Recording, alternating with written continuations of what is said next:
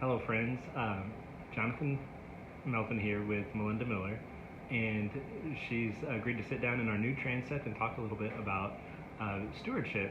And Melinda, first tell us just a little bit about yourself for anyone who maybe doesn't know you yet. So my name is Malinda Mason Miller, and I'm married to Frank Miller. We live in Fate, and we've been coming to Holy Trinity at least 7 years, maybe, give or take. And what's the most interesting thing you've seen about this faith community? Surprising thing in 7 years, different from what you most appreciate about it. But The most surprising thing about this faith community is how everyone really does have a job.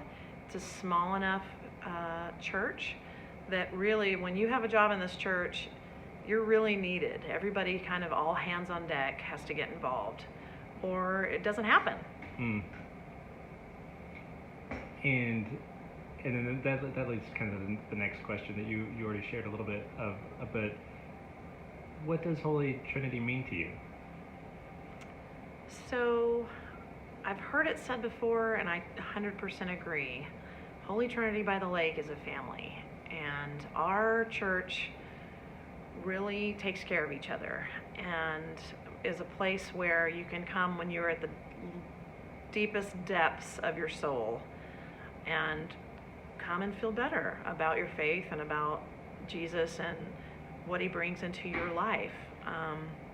A year ago, almost exactly a year ago, I had a dear friend pass away, and I, very next Sunday, had to be in church to do one of my duties, and it was pretty hard to get up that morning.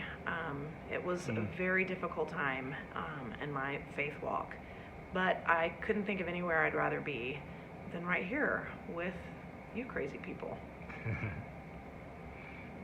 And then finally, how do you and Frank, how do you and your family think about giving?